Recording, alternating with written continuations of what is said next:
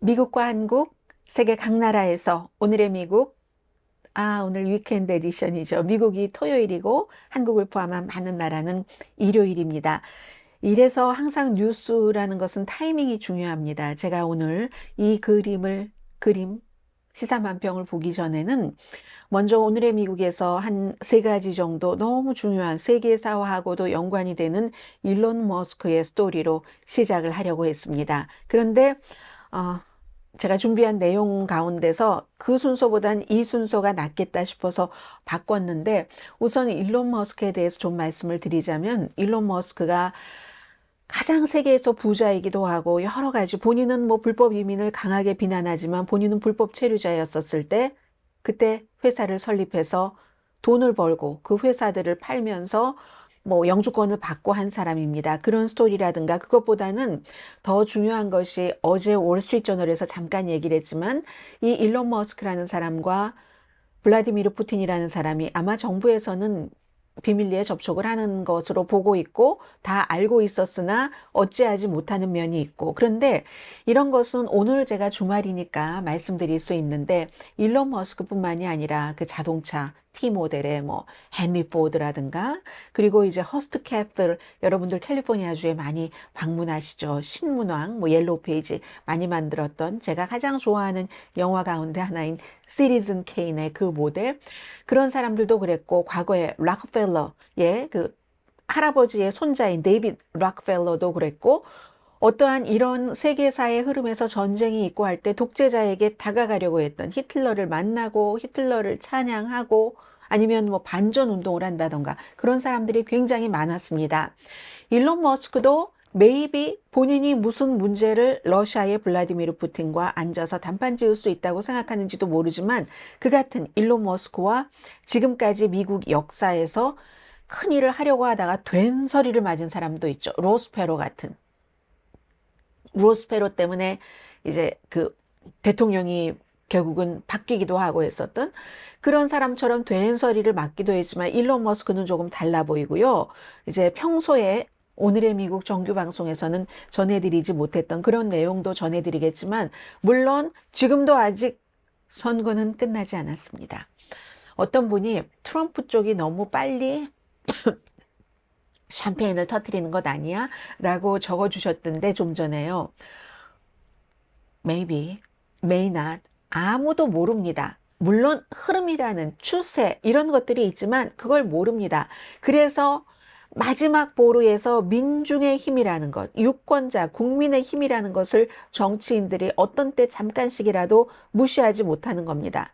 경합주에서 너무나 치열하거든요. 그리고 어제 뭐 뉴욕타임스도 얘기를 했지만 전국조사와 경합주, 뉴욕타임스가 전국조사에서 동률이라고 했어도 경합주는 여전히 별 변화가 없습니다. 아직 선거는 끝나지 않았다. 트럼프에게 상당하게 유리하게 보이지만 그런 내용도 전해드리겠고요. 또 뭐가 있을까요? 우선 뭐 시작을 하면서 한번 풀어가죠. 또 하나는 군 출신들이 군은 정말 솔직한 사람들입니다. 그 사람들이 이제 와서 본인이 트럼프 아래서 일을 했었던 그런 뭐 백악관 비서실장이고 참모총장이고 하는데 왜 이 사람이 독재자가 분명히 될 것이다라고 얘기를 하면서 미국 사람들에게 얘기를 하겠습니까? 그분들은 진심일 겁니다. 누구보다도 트럼프 후보를 가장 잘 알고. 그런데 선거에서는 그 같은 진심이 또 꼭 통하는 건 아닙니다. 이런 내용들을 오늘의 미국, 오늘 위켄드 에디션에서 좀 자유롭게 풀어보겠습니다. 자, 이 그림 전 처음에 딱 보고 나서 그림인 줄 알았습니다. 시사만평입니다. 워싱턴 포스트가 LA 타임즈에 이어서 올해는 대선 특정 후보를 지지하지 않는다고 어제 오늘의 미국이 끝나고 나서 발표를 했습니다. 거듭 말씀드리지만 미국에서 중요한 신문이 대선 후보를 공식 지지하지만 그게 큰 영향이 미치지 않는다고 볼 수 있습니다. 왜냐하면 많은 신문사에서 로컬 여러 가지 이슈, 로컬 정치인 또 로컬 무슨 프로포지션이라든가 주민 발의안 이런 것들에 대한 지지람은 신문 독자들이 대체로 믿습니다. 왜냐하면 그 신문이 지역에서 뭐 네이션와이드한 그런 신문들도 많지만 그런 전국적인 신문도 어느 지역에서 발행되느냐에 따라서 지역적인 요소가 있죠. 그 지역의 이익을 위해서 이 신문사가 열심히 조사를 하고 취재를 해서 우리에게 이렇게 그 공식적으로 지지를 하는구나, 인도스먼트를 주는구나 하고 거기에 따라서 투표를 하는 사람들이 많습니다. 잘 모르니까요. 그 시시콜콜이 뭐 판사, 교육위원들 다 어떻게 알겠어요? 그러나 뭐 검사장도 잘 모르겠는데, 그러나 대선만은 그렇지 않습니다. 사람들이 대체적으로 알아요. 난 저 사람. 알기 때문에 큰 영향을 미치지는 않지만 지금까지 오랜 동안 대선 후보의 공식 지지를 해왔던 두 신문이 LA 타임스와 로스앤젤레스 타임스와 워싱턴 포스트가 하지 않겠다 한 건 이건 너무나 미국의 민주주의에 큰 충격이기도 하고, 그리고 저는 이걸 생각했습니다. LA 타임스나 워싱턴 포스트나 사주가 사업가입니다. 억만장자 오너예요. 억만장자가 뭐 1, 2, 5억 달러 이런 게 아니라 뭐 110억 달러. 이런 패트릭 순시용이라는 로스앤젤레스 타임스의 사주 오너요. 오너가 2018년인가 로스앤젤레스 타임스를 5억 달러에 인수했을 때 많은 사람들이 이제 잘 되려나 하고 생각을 했었습니다. 그리고 워싱턴 포스트의 오너는 잘 알고 계시는 것처럼 아마존의 잭 베조스입니다. 그 사람이 본인이 오너면서 다른 발행인을 앞에 내세우고 뭐 이렇게 편집실도 책임자를 따로 두지만 이 두 사람은 사업가입니다. 패트릭 순시용은요, 이 사람도 사우스 아프리카에서 왔는데요. 결국은 그렇게 해서 뭐 공부를 하고 또 무슨 외과 의사를 했고 뭐 외과 의사를 하다가 약을 개발을 해서 회사를 만들고 그 회사를 몇 번 팔고 하면서 엄청나게 부자가 된 사람입니다. 그리고 트럼프가 대통령이 됐을 때 그 이전에는 힐러리 클린턴을 지지를 했지만 너무너무 부자예요. 브렌트우드에 사는가 그럴 거예요. 뭐 지하가 어마어마하다고 하던데 크기만으로도. 그런데 이 사람이 힐러리 클린턴을 지지를 했다가 트럼프가 대통령이 됐을 때는 본인이 이 헬스케어 이 분야에서 일을 한 의사 출신이기 때문에 어떤 헬스케어 자르 같은 것을 하고 싶었답니다. 실패를 했었죠. 결국은 편집위원들이 카밀라 해리스를 지지하려고 할 때 이걸 사주가 막았습니다. 이런저런 아무런 어떠한 이유를 든다 할지라도 결국은 뭐 퓰리처 상을 받은 사람들이라든가 그 편집장이 사임하고 말았죠. 우리는 이러한 때에, 이렇게 어두운 때에 양심에 걸려서 더 이상 일을 하지 못한다. 8년 내내 트럼프는 정말 지도자가 돼서는 안 된다고 그렇게 비난을 한 신문이 사설에서 상대 후보를 지지하지 않는다고 말이 돼? 했었잖아요. 그리고 나서 몇 시간 있으니까 워싱턴 포스트도 다 그 직원들에게 보냈어요. 우리도 올해는 지지하지 않겠다. 무슨 이유를 들어도 이유를 들을 것도 없습니다. 이건 결국은 사주가 본인이 뭐 지지하지 않는다는 건 이제까지 워싱턴 포스트나 LA 타임스의 기사에 여러 가지로 보면은 이건 트럼프 지지한다는 얘기밖에 안 되고, 그럼 트럼프를 왜 지지하는가? 본인들의 이해관계가 있겠죠. 뭔지 모르지만. 그리고 나서 어제 이렇게 우리는 지지하지 않습니다. 워싱턴 포스트 발표를 하고 몇 시간 뒤에 워싱턴 포스트의 오너인 잭 베조스가 하고 있는 블루 오리진이라는 일론 머스크와 라이벌이 되는 그런 회사, 그 회사의 고위 간부들이 텍사스에서 트럼프 후보를 만났습니다. 이러면 그냥 다 밝혀진 것 아니에요? 그래서 어제 워싱턴 포스트에서도 뭐 사임하는 사람들도 나오고, 더군다나 워싱턴 포스트가 워터게이트 사건을 파헤친 신문이기 때문에 워터게이트 사건을 파헤치고 최근에 이제 책을 쓴 그 저널리스트와 그때 같이 워터게이트 사건을 파헤친 이 두 사람의 원로 저널리스트들도 엄청나게 워싱턴 포스트를 비난을 했고, 그 뒤에 워싱턴 포스트에 칼럼을 그리는 엔텔라에스라는 굉장히 아주 날카로운 선으로 제가 제일 좋아하는 시사만평가 가운데 한 사람이거든요. 그 사람이 이렇게 미국의 민주주의의 다크니스, 어둠 속에 미국의 민주주의다. 이렇게 까맣게 그려놓은 겁니다. 이걸 제가 오늘 좀 전에 보고 여러분들께 이 얘기부터 전해드려야지 되겠다라고 생각을 했죠. 이런 얘기도 있습니다. 민주주의가 어둠 속에서 죽어버렸다. 성냥도 있는데 불을 안 켜잖아요. 프레지던셜 인도스먼트에 로스앤젤레스 타임스 서부에서 가장 큰 신문과 동부 정치계에서 제일 큰 신문 워싱턴 포스트가 네, 뭐 워싱턴 포스트도 오너가 잭 베조스가 내린 결정이고 LA 타임스도 패트릭 순시용 오너가 직접 내린 그런 결정인 겁니다. 이건 중립이 아닌 거죠. 그래서 이제 신문사 사람들이 정말 너무나 이거는 부끄럽다. 뭐, 임기 2기에는 더욱 대담해질 텐데. 어떤 사람은 이렇게 표현하던데요. 이 로스앤젤레스 타임즈라든가 워싱턴 포스트라든가 이런 데는 어떤 때 용기를 내야지 되잖아요. 파워를 가진 사람에게. 그래서 그런 사람들, 용기로 유명한 그런 기관에서 척추도 없네. 이 모습이 충격적이다. 왜 척추가 없다고 그랬겠어요? 블루 오리진의 사장, 부사장이 트럼프 후보를 텍사스에서 만났다고 하고 패트릭 손시용도 본인이 헬스자르가 되려다가 못된 사람이죠. 이건 잘하면 뭐가 앞으로 되겠다, 계약을 맺겠다, 뭐가 되겠다도 그렇지만 아니면 트럼프 후보는 보복하는 사람으로 유명하죠.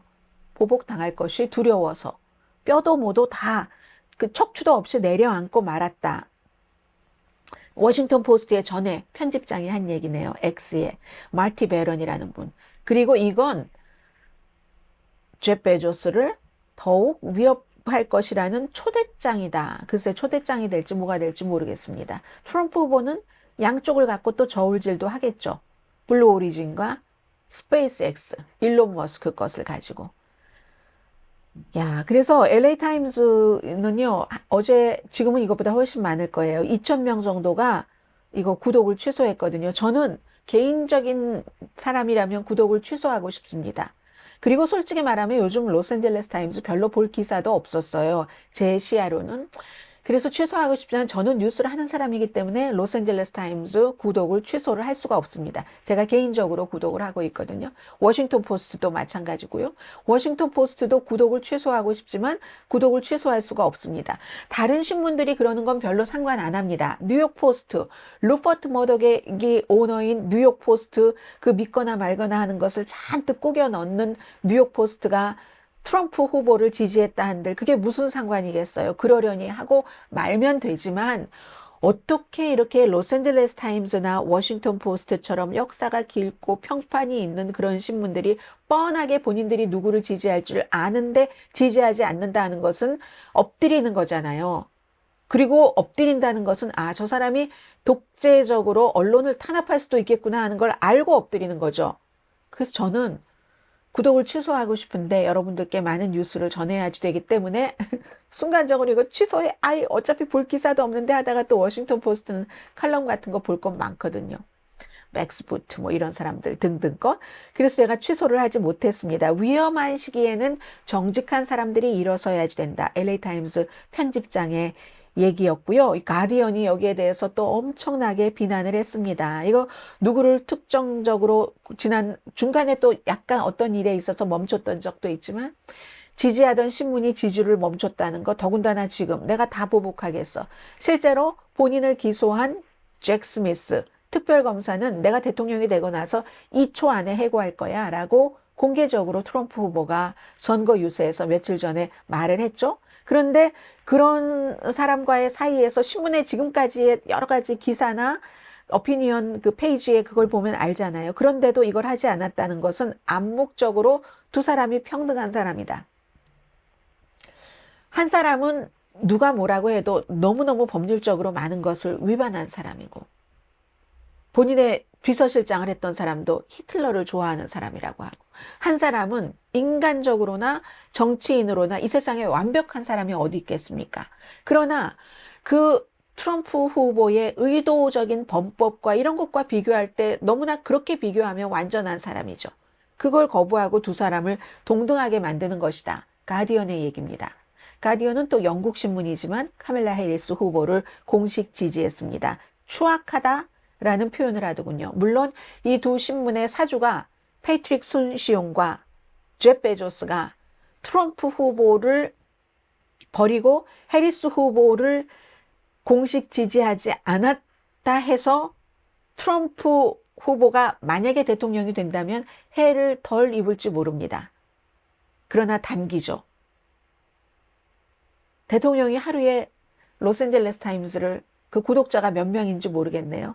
그렇게 많이 사고 읽어주겠습니까? 끝까지? 대통령 지금 나이도 많습니다. 78살이에요. 로스앤젤레스 타임스는 인간 수명을 트럼프 그 후보가 100살 이상까지 산다고 볼 때도 로스앤젤레스 타임스 생명을 거기까지밖에 안 봅니까? 워싱턴 포스트는 또 어떻습니까? 단기는 어떨지 모르지만 단기도 워싱턴 포스트의 전 그 편집장처럼 오히려 얕잡아보고 이거 초대장이네. 더 나에게 함부로 굴라는 이렇게 될지 who knows. 그래서 장기적으로는 독자들이 싫어할 것이다. 그러려면 또 뭐 maybe 뭐 또 다 모든 일은 극복할 수 있고 하는 사죄받을 수 있고 하는 사건이 생기기는 하지만 어쨌든 가디언은 지금은 옆에서 이렇게 보면서 어깨만 으쓱하고 있을 그럴 때는 아니다. 이제 이런 얘기가 제가 이 시사 만평을 통해서 말씀을 드렸고요. 어제 트럼프 후보 또 카멜라 해리스 후보 전부 그 선거 유세 열심히 했고 특히 트럼프 후보의 경우는 조 로건이라는 그 스포티파이에 이 사람이 들어갈 때 닐 영 같은 사람은 어떻게 저런 음모론을 퍼뜨리고 뭐 하는 사람을 여기다가 넣어 내 노래 다 빼 하고 뭐 노래 다 뺀 적이 있잖아요.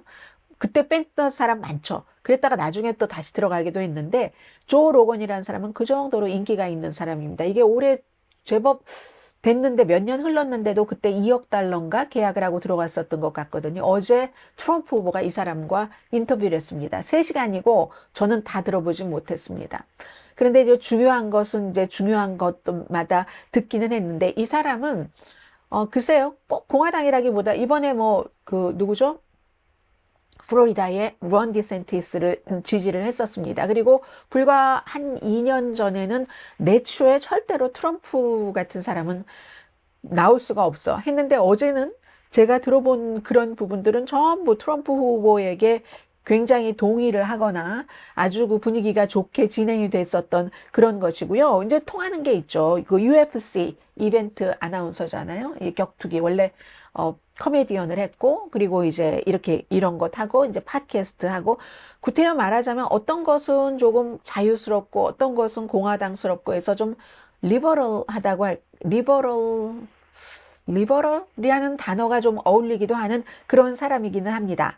근데 이제 트럼프 후보에게 부정선거였다며 그게 왜 그러는 거야? 예를 들어봐 하면서 시간을 주기도 하고 그래서 그러니까 구체적으로 얘기를 하라고 이렇게 시간을 주려는 의도였기도 하고 또 캐려는 의도였기도 하는데 결국 답은 뭐냐면은 뭐 헌터 바이든의 노트북으로 답변이 끝났습니다. 트럼프 후보 이렇게 답변하는 거 무척 많습니다. 질문이 그게 아니었는데도 어제 이슈가 됐던 것 가운데 또 하나가 질문이 그게 아니었는데도 링컨이 아이가 숨져서 너무너무 그 디프레스드 됐었다, 우울했었다 이렇게 얘기하면서 테드라고 얘기를 하니까 또 이쪽에서는 트럼프가 역사를 잘못 말한다 하는데 그런 것 갖고 따지지 말았으면 좋겠어요. 링컨이 그 당시에는 뭐 아이들도 많고 아이들도 많이 숨지고 했으니까 자녀들이 숨졌어요. 근데 그때 트럼프가 얘기한 그 자녀는 테드가 아니라 뭐 다른 누구라고 하죠? 뭐 윌리라고 하던가요? 뭐 이름 좀 틀리면 어떻습니까? 그냥 개념이 맞으면 되는 거지. 뭐 그런 일들. 그리고 또 저는 그 부분을 듣지 못했는데 이건 제가 한국 뉴스에서 봤는데 시진핑 중국 국가주석, 블라디미르 푸틴 러시아 대통령, 김정은 북한 그 위원장이 굉장히 강인하고 똑똑하고 세상 물정에 밝다면서 우린 그런 지도자가 없다. 이렇게 얘기를 했다고 하는데 이거는 딱 그 제가 연합뉴스에서 봤을 땐 이 부분이 전부였어요. 아마 트럼프 후보는 그 사람들에 대해서 이렇게 우리가 똑똑한 사람이 없어서 내가 그 정도로 똑똑하고 이 사람들과 잘 문제를 풀 수 있어. 이게 지금 일론 머스크의 생각인지도 모릅니다. 블라디미르 푸틴에 대한 그런 얘기를 하면서 나온 그 어떤 부분일 것이다. 저는 이렇게 생각은 하고 있는데 어쨌든 조 로건의 쇼는 너무 많은 젊은 사람들이 보기 때문에 어제 무척 많이 보고 들었을 겁니다. 유튜브에도 올라와 있고요. 그런데 어제 트럼프 후보는 다른데 선거 유세 시간 약속이 있었잖아요. 이미 1시간이나 늦었는데도 3시간 더 늦겠다고. 조 로건과 거의 2시간 넘었을 때부터 부정선거에 대해서 얘기해 주세요. 뭐 이런 질문들을 하더군요. 이 사람이. 그래서 트럼프가 이렇게 하다가 지금 얼마나 시간이 지났지? 이렇게 하더니 이제 본인들 그 지지자들에게 내가 늦어서 미안하다. 뭐 3시간인가 4시간 늦게 된 거예요. 뭐 사람들 많이 갔겠죠. 그런데 더 중요한 게 있어서 왜냐하면 그쪽의 이벤트는 약속이 된 이벤트고 사람들은 어디서부터 일 일찍 하고 일 안 하고 자동차 타고 와서 기다리고 있는데 트럼프가 생각할 땐 그 약속보다는 여기서 인터뷰하는 게 중요한 겁니다. 여기서 인터뷰를 하면은 얼마나 많은 사람들에게 접근될 수 있는데 거기는 많아봐야 이 조 로건 쇼와 비교할 수가 없으니까. 어제 이제 거기서도 이 트럼프 후보의 뭔가를 한 가지를 볼 수 있었고요. 그에 비해서 또 비욘세가 등장을 해서 비욘세 엄마도 있었고 동생도 있었고 카멜라 해리스를 지지한다. 내가 유명인으로서 여기 나온 게 아니라 그냥 아이의 엄마로서 낙태권 같은 걸 얘기를 하는 겁니다. 텍사스가 경합주가 아니기 때문에 구태여 가야 될 이유가 없는데 일단은 낙태권 얘기를 하기 위해서 그랬고 비욘세가 우리 딸들이 자라면서 유리천정도 없이 아무런 제한이 없이 무엇이든지 가능하게 된다는 걸 여러분들도 상상해 보세요. 그래서 우리는 투표를 해야지 되고 뭐 투표를 하는 여러분이 필요합니다. 새로운 노래를 부를 때입니다. 그리고 비욘세의 프리덤을 여기 지금 카밀라 해리스의 캠페인 똥으로 쓰고 있고 어제 이제 다른 노래도 있고 했었는데 그렇게 얘기를 했습니다. 22,000석이 이제 꽉 찼는데 보니까 중간에 의사들도 가운을 입고 나왔죠. 낙태 이 문제를 얘기를 하기 때문에 또 윌리 넬슨도 어제 이제 연주를 했었는데 그것과 또 하나는 카멜라 해리스가 대통령이 된다고 할 때 연방 상원을 공화당에 빼앗기면 안 되는데 텍사스가 이게 왔다 갔다 합니다. 왔다 갔다 해서 지금은 또 공화당의 현직인 테드 크루즈가 앞서간다고는 하는데 해볼 만한 곳이거든요. 그래서 어제 비욘세와 같이 여기를 갔었던 것이고요. 자, 지금부터 어쩌면 여러분들께서 가장 궁금해하실 이 내용입니다. 하루 사이에 뭐 지지율의 변화라도 있어? 생각하실 분들이 계시겠죠. 이걸 참 다르게 해석한 사람이 한 사람이 있더군요. 어제 마지막 전국적인 여론조사가 CNN과 뉴욕타임스, 시에나 칼리지는 트럼프와 해리스가 동률이다. 이건 해리스에게 불리한 거다. 전국적인 데서 조금 늘 민주당이 앞서가고 해서 파퓰러 보트에서 이기고 뭐 이렇게 돼야지 되는데 이게 그렇다라고 하는데 뉴욕타임스는 다르게 해석을 하더군요. 뉴욕타임스의 선거 전문가 네이트 콘은요. 그 얘기 조금 뒤에 말씀드리고요.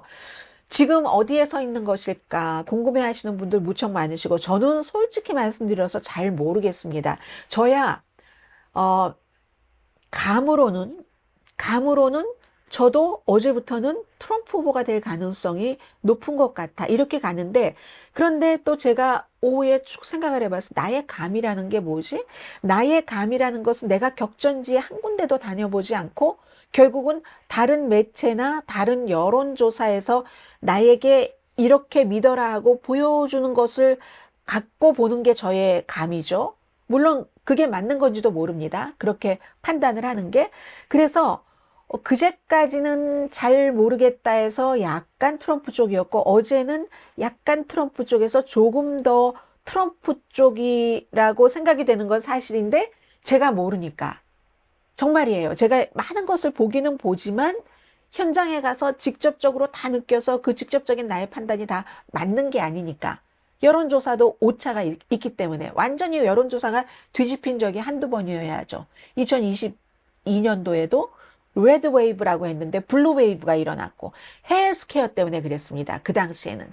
그런데 이번에는 조금 또 좀 암울하게 만약에 해리스 쪽에서 본다면 어제 그 뉴욕타임스가 전국 여론조사에서 해리스와 트럼프가 동률이다라고 발표를 할 때 헬스케어가 저 밑에 있었습니다. 사람들이 생각한다는 게. 낙태는 그래도 두 번째였는데 경제 인플레이션이 첫 번째고 낙태가 두 번째, 세 번째가 국경 이민이었었죠. 헬스케어가 저 아래였거든요. 2012년도에는 헬스케어 때문에 레드 웨이브라고 다 예상을 했는데 블루 웨이브가 돼버렸습니다. 그런데 이번에는 maybe 다른 것으로 지금 어제 제가 여러분들께 말씀드리면서 계속 머릿속에 남아있는 게 이민과 국경, 경제, 인플레이션 때문에 트럼프가 결국은 동률을 이뤘다라고 하는데 민주당 쪽에선 지금 계속 민주주의를 얘기를 하고 있어요. 히틀러를 얘기하고 파시스트를 얘기를 하고 이 이상과 이쪽의 현실에서 현실과 이상 사이에서 뭐가 더 강할까?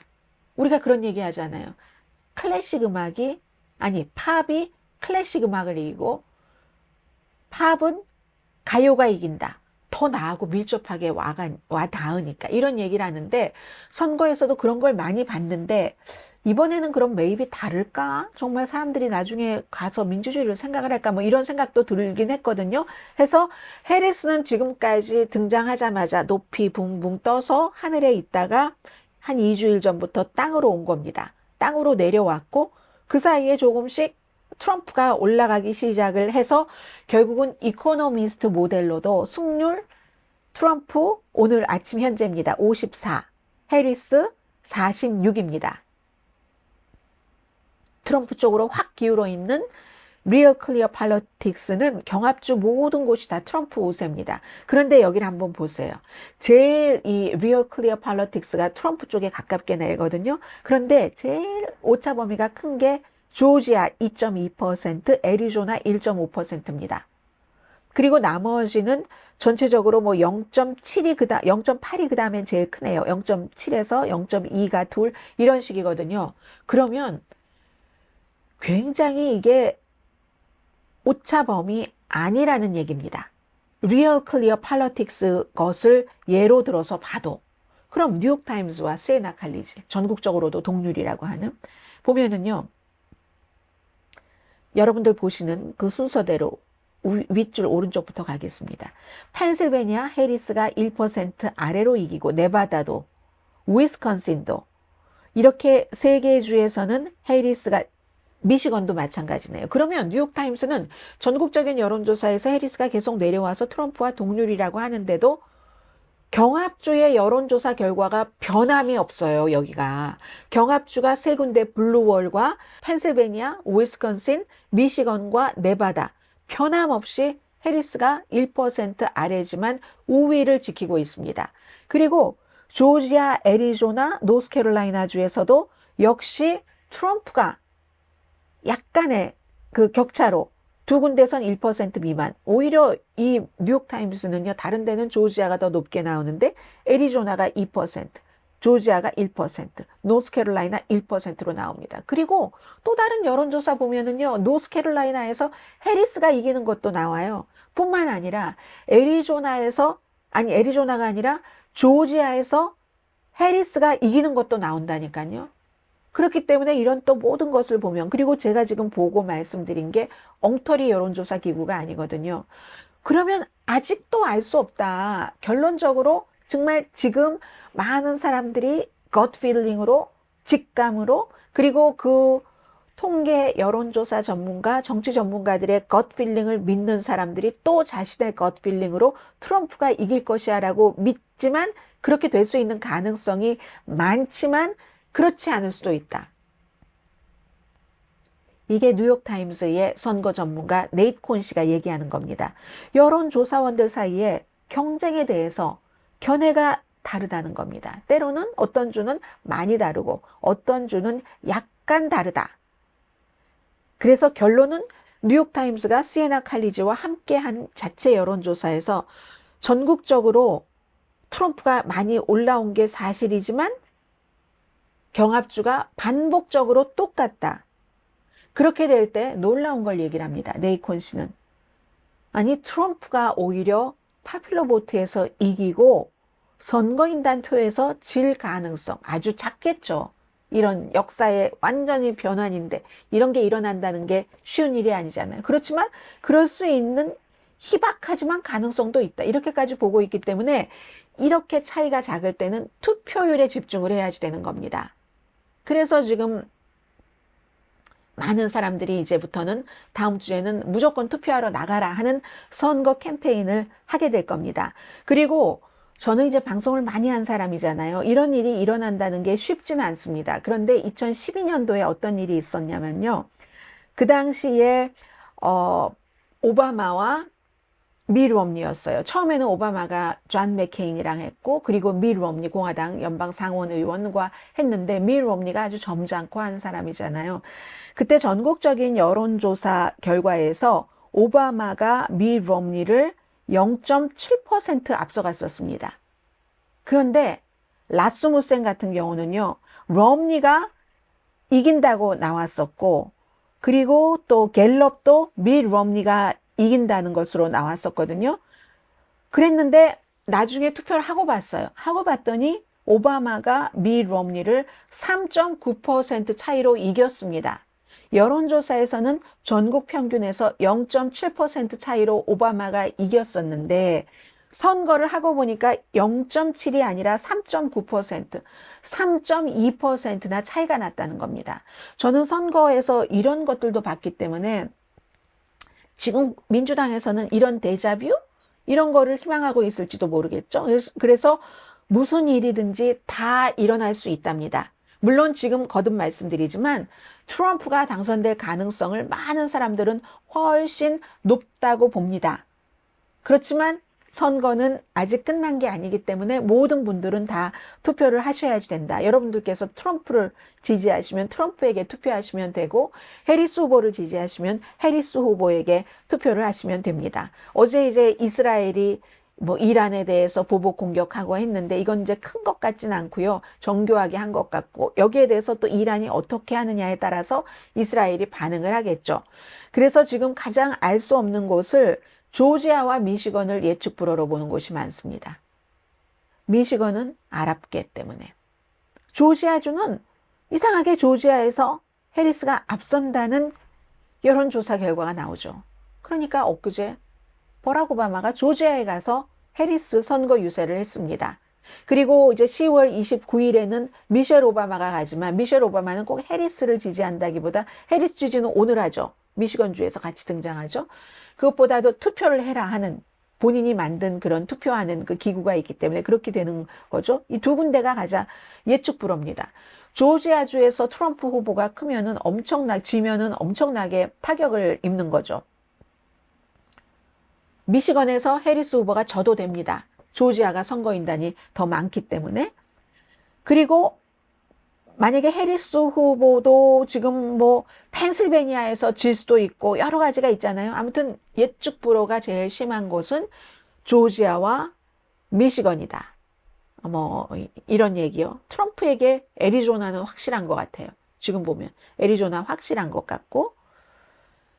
네, 자, 이리하여 오늘 이제 미시건의 남서부네요. 남서부에 온건한 자유주의적인 분들이 많이 살고 계신다면서요. 백인이 많은 칼라마주 카운티에서 미셸 오바마가 등장을 합니다. 여기가 공화당 그 투표에서 예비선거에서 카밀라 해리스가 압도적으로 표를 많이 받은 곳입니다. 거기에 이제 해리스 후보가 트럼프 마음에 안 드니까 저 찍어주세요 하고 오바마와 같이 가는 곳이죠.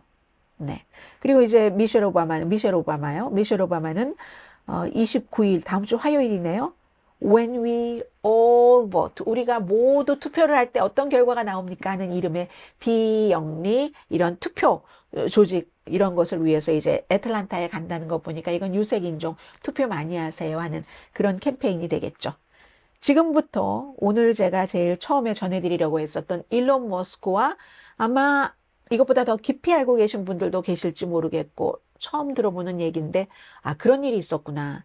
미국 역사에도 그런 게 있었고 우리가 지금 살고 있는 게 우리가 바빠서 느끼지 못해서 그렇지 그렇게 돌아가는 라고 생각하시는 분들도 계실 것 같습니다.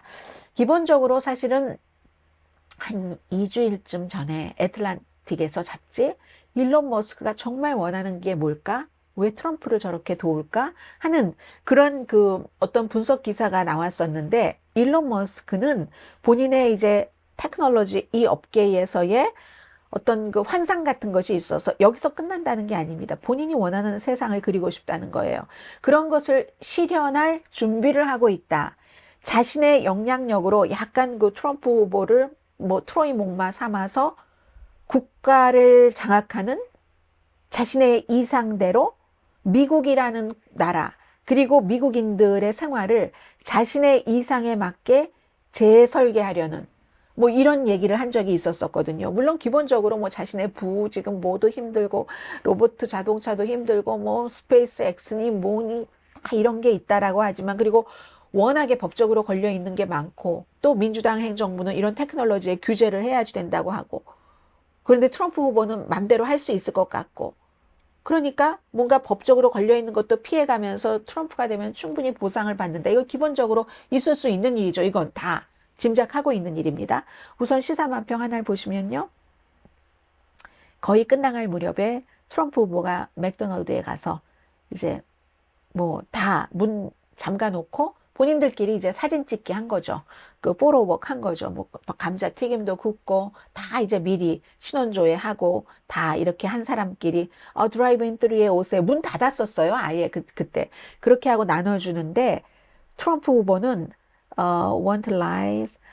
이거 오더한 것과 함께 뭐 오더하면 우리가 뭐도 하시겠어요? 추가로 하실 거 없어요? 하잖아요. 거짓말도 거짓말도 원해요. 이렇게 얘기를 하고 있고, 오른쪽에서 일론 머스크는 어, 뇌물도 원하느냐. 이건 이제 100만 달러 주는 거. 이거 이틀 동안 안 주다가 나중에 또 주기 시작했어요. 일론 머스크가. 그랬다고 들었습니다.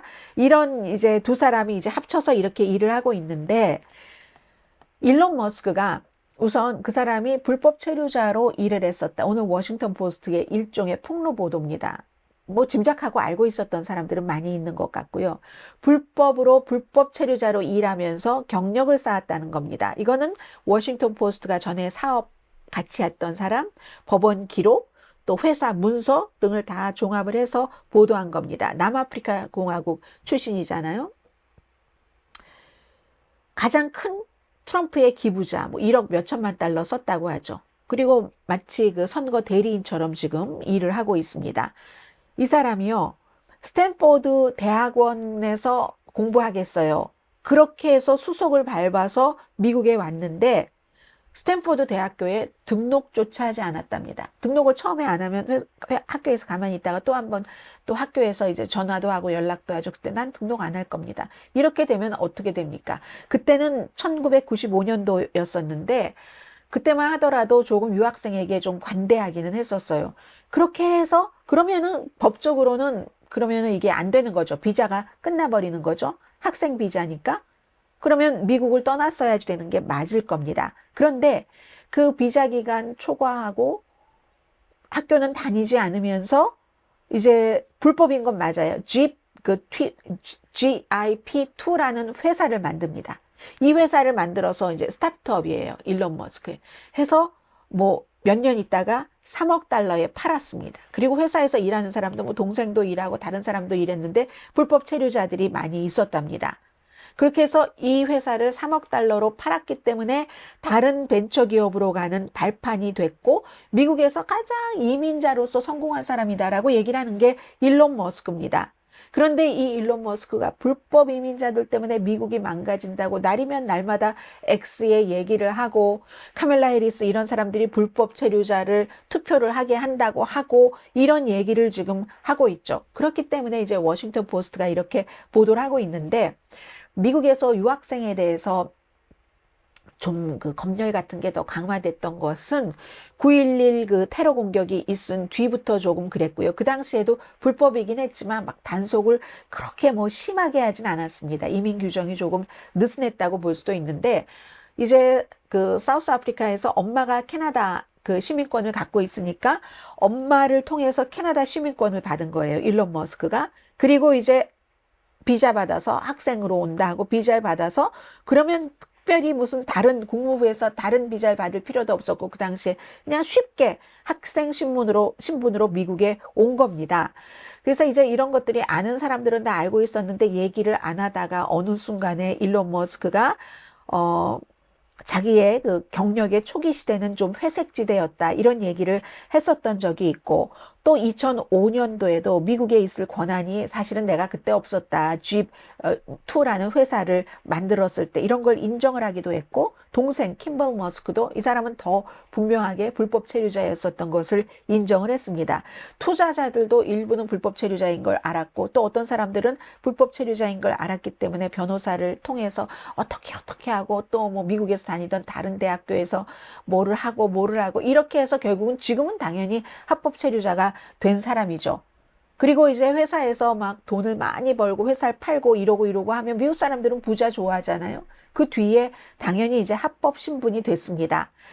그런 사람이 불법 체류자 하면서 민주당이 불법 체류자에게 투표를 막 시킨다고 거짓을 지금 뿌리고 있잖아요. 그리고 미국의 불법 체류자는 보험, 운전면허 다 받을 수 있다. 뭐 지역에 따라서 운전면허 받게 하는 곳도 있죠. 왜냐하면 오히려 운전면허가 없는 게 뺑소니로 돼서 그 사고가 났을 때 피해를 본 사람에게 더 피해를 준다 하는 뜻에서 그렇게 하는 곳도 있어요.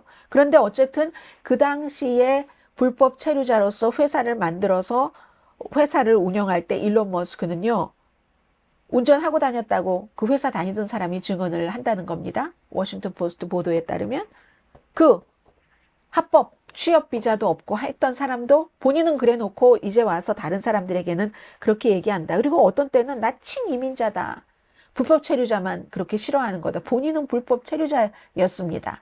그리고 친이민자고 나도 이민자이기 때문에 내가 회사를 고용할 때와 마찬가지로 입국 허용된 사람이 재능이 있고 근면하고 윤리적인지 확인해야지 된다. 이렇게 얘기하는데 본인은 불법 체류자였다니까요. 페이팔도 같이 만들고, 그리고 그 이제 이베이가 인수를 했고, 그 뒤에 테슬라, 스페이스X 이런 것을 만들 수 있었던 일론 머스크는 불법 체류자로 미국에서 학생 비자로 와서 학교는 다니지 않고 스타트업을 시작했다는 보도입니다. 이것보다는 지금 말씀드릴 게 더 중요합니다. 이건 폴리티코의 보도를 제가 전해드리는 건데요. 일론 머스크 뿐이 아니다. 뭐 독재자에게 접근을 했었던 미국의 사업가들은 그들은 왜 그랬을까? 그들의 그런 접촉에 대한 평가는 어땠을까? 이런 것을 이제 오늘 주말이니까 말씀을 드리는데요. 어제 월스트리트저널이 2022년부터 비밀리에 블라디미르 푸틴과 일론 머스크가 접촉을 했다. 여기에 대해서 정부에서는 알았던 것 같은 그런 분위기예요. 그런데 정부가 일론 머스크 없이 할 수 없는 일들이 이미 생겨버렸죠. 스페이스X, 그리고 또 위성 인터넷 같은 스타링크 같은 이런 것들 때문에 그래서 지금 어쩌지도 못하고 있는지도 모르겠는데 어쨌든요. 자동차 산업을 전기화하고 인간을 화성에 보낸다. 이런 공상과학 미래로 일론 머스크가 우리를 이끌고 갈지는 모릅니다. 그런데 또 국제적인 기업을 운영하고 있는 리더라면 외국인 지도자와 접촉하는 건 뭐 너무 당연합니다. 한국에서도 무슨 뭐 SK 누구, 현대, 삼성의 누구, 뭐 미국의 대통령들 다 만나잖아요. 그런데 이건 푸틴이라는 사람이 미국의 현재 적이고 세계에서도 버림받은 그런 사람과 일론 머스크도 안정되고 이런 사람이 아니잖아요. 어떤 부분 지니어스라는 평가를 많이 받고 있지만 이런 두 사람의 결합은 위험하다는 거죠. 더군다나 무슨 인공위성 인터넷이라든가 아니면 스페이스 X 우주 산업 때문에 비밀을 많이 알고 있습니다. 일론 머스크는 국가적인 비밀을. 그래서 위험하다는 거죠. 폴리티코가요. 일론 머스크가 처음이 아니라고 설명을 해줍니다. 데이비드 락펠러의 손주입니다. 그 당시에 이제 체이스 맨하탄 코퍼레이션, 그게 지금 이제 외교관계위원회로 바뀌어버린 거기에 이제 헤드였었는데 1970년대에 이란에 쫓겨난 그리고 중국 혁명의 가해자들과 화해를 하려고 시도를 했었다는 것. 헨리 포드 1915년도에 이거 어떻게 평화를 뭘 지켜본다고 세계대전 이런 때 피스쉽이라고 평화배라고 해서 오스카 원이라고 이름을 붙였대요. 나중에 사람들은 뭐 어리석음의 배, 바보 같은 배, ship of fools 이렇게 이름을 붙이기도 했는데 평화 협상을 한다는 겁니다. 1차 대전을 멈춘다고. 그래서 170명 평화운동가, 무슨 뭐 저널리스트 이런 사람들, 사업가 같은 사람들을 모아서 뭐 뉴저지인지 뉴저지인가요? 뉴욕에서 아무튼 출발을 해서 그 배를 타고 오스카 1호를 타고 유럽의 중립국을 방문할 계획을 세운 겁니다. 그래서 이제 그 당시에 이제 윌슨 대통령에게 가서 어떻게 좀 해달라 뭐 이렇게 하니까 대통령이 뜻은 좋은데요. 이게 실현될 가능성이 참 그러고 그러니까 지원하지 않았습니다. 그래서 출발을 했어요. 뉴욕에서 출발했네요. 출발을 해서 노르웨이에 도착을 했습니다. 도착을 해서 지지하는 사람들도 있고 반대하는 사람들도 있었지만 또 본인이 아팠습니다. 호텔방에서 나흘을 있다가 결국은 미국으로 돌아오고 말았죠. 처음에는 언론에서도 어머 이거 참 좋다 막 뉴욕타임스 같은 데서도 하다가 그리고 막 에디슨에게도 같이 가자고 하고 했는데 그런 사람들이 다 안 갔습니다. 안 가고 약간 운동권 성향이 있는 사람들이 뭐 같이 가고 지원을 하고 있는데 중간에는 저거 너무 나이브한 생각이야. 아니, 전쟁을 일으킨 사람들을 그렇게 순진하게 봐? 하면서 많이 이제 이렇게 사람들이 떨어져 나갔었죠. 그리고 이렇게 헨리 포드라든가 데이빗 락펠러 이런 사람들처럼 거물들이 독재자와 마주하는 걸 마다하지 않습니다. 어떤 막 특별한 자신감 같은 것들이 있는 거예요. 포드는요, 더군다나 나중에 나치 독일에서 훈장도 받았습니다. 포드가 무슨 뭐 그 반유대주의 이런 출판물을 그 본인의 뭐 출판사에서 출판도 하라고 하고 해서 그리고 무슨 그 히틀러도 나이투쟁에서 헨리 포드를 위대한 사람이라고 하잖아요. 그래서 나중에 그 나치 독일에서 훈장도 받고 칭찬도 엄청 많이 받았습니다. 그렇다고 뭐 이 사람이 무조건 나치 독일 이런 것도 아니에요, 사실은. 왜냐하면 또 전쟁할 때는 그 공장에서 연합군을 위한 뭔가 군수품도 생산을 했으니까요. 윌리엄 랜돌프 허스트 캐슬, 캘리포니아주에 있는 그 사람, 신문 발행인이고 정치도 했죠. 뉴욕에서도 했고, 뭐 연방 정치도 했고, 정치에 나갔다가 떨어지기도 한 적도 있었고, 기본적으로는 옐로우 페이퍼를 사서 처음에 뭐 아버지의 빚을 갚으려고 뭐 이 옐로우는 막 옐로우 저널리즘이라는 거 아무 얘기나 막 하고 돈 버는 거잖아요. 믿거나 말거나. 그랬는데 이 사람이요. 그 영화가 이 사람에 관한 영화가 진짜 멋있어요. 블랙 앤 화이트 시리즌 케인 그 사람이 베를린에서 히틀러를 방문을 해서 나치 정권에 대한 미국 사람들의 생각을 이제 알리려는 뭐 시도를 했다던가 그리고 굉장히 반공주의자입니다. 그리고 한때는 히틀러가 집권하고 나서 완전히 그 나치당을 지지하기도 했어요. 나중에 대학살이 있고 나서는 그러한 나치를 비난하기는 했지만 이렇게 미국 사람들이 그 당시에 미국의 정치 외교와 다른 방향으로 가고 내가 이걸 개입하면 뭔가가 될 수도 있어. 이런 일들을 한다는 겁니다. 폴리티코의 보도에 따르면 일론 머스크는 지금 김정은 이런 사람들이 뭐 바샤르 알 아사드 시리아 대통령 재무부 블랙리스트입니다. 블라디미르 푸틴과 함께. 그 재무부의 블랙리스트 블라디미르 푸틴과 월스트리트저널의 보도에 따르면은 비밀리에 2022년부터 정규적으로 접촉을 했다면 이건 무엇인가? 이 사람들은 어떤 생각에 그러는 거지? 포드, 허스트, 일론 머스크. 역사의 도살자라고도 표현할 수 있잖아요. 히틀러나 블라디미르 푸틴이나 이 사람들에 대한 이념적인 동정심이라든가 공감도가 무엇이든지 이렇게 미국의 아주 돈 많고 힘 있는 돈 때문에 그런 사람들은 너무나도 야심적이고 지정학적인 것이라는 게 얼마나 복잡합니까? 그런 복잡성을 자신들이 앉아서 그냥 대화를 하면은 대화 몇 번 하면 진정된다? 이렇게 믿는다고요? 지나친 낙관주의라고 얘기를 합니다. 폴리애니쉬라고. 폴리애니쉬 무슨 그 빌리프라고 이 폴리티코는 보도를 하고 있습니다. 참 노라는 단어를 들어보지 않은 사람들이 할 수 있는 글쎄 지나친 낙관주의라기보다 이거 자만심일 수도 있고 오만함일 수도 있고요. 로스페로라는 사람이 이 사람이 이제 딱 대통령 선거에 나가서 불과 몇% 차이로 다른 당을 대통령을 만들어줬습니다. 베트남 포로를 구출하기 위해서 용병 모그리치죠. 그분 동남아시아로 보냈을 때처럼 이렇게 아주 그냥 다른 사람이 볼 땐 너무 무모한 일들을 한다는 겁니다. 이 로스페로는 독재자와 어울리진 않았어요. 다른 사람들과 달리.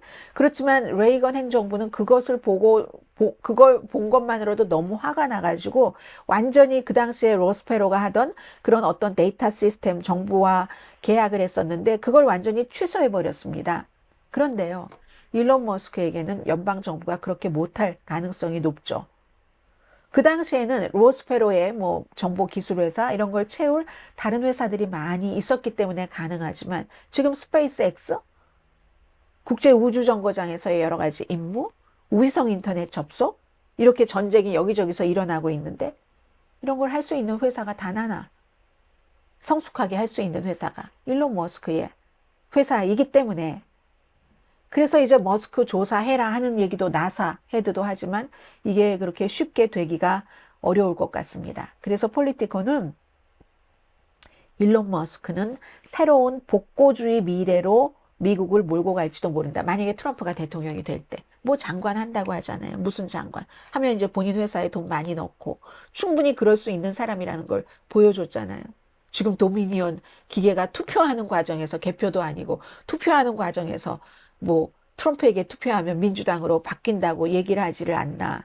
그런 가장 악한 적들과도 우리는 자유롭게 대화를 해서 뭐 어떻게 할 수 있어. 이렇게 하는 사람들을 정부가 통제하지 못한다는 거.